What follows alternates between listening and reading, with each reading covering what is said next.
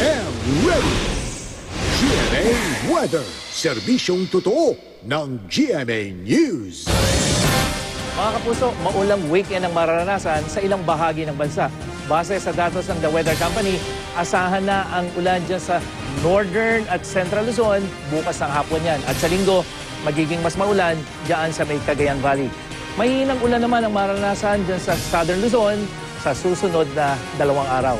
Sa Metro Manila, maaliwalas ang panahon bukas, pero sa linggo, mataas ang tsansa ng ulan lalo na pagdating sa hapon. Mahihinang ulan naman ang maranasan sa may Western at Central Visayas bukas, pero sa linggo, mas maulang panahon ang asahan. At sa Eastern Visayas naman, mas maulan bukas kumpara po yan sa araw ng linggo.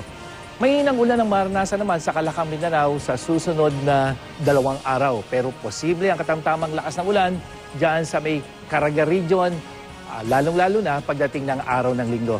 Ayon sa Pag-asa, epekto yan ng Intertropical Convergence Zone. Yan pong ulan na yan na mararanasan dyan sa Mindanao.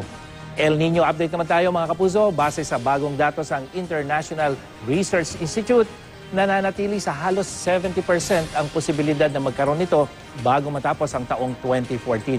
Ganito rin po yung nakikitang posibilidad ng iba pang mga El Nino monitoring centers.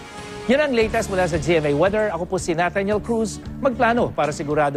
I am ready. Serbisyong totoo ng GMA News.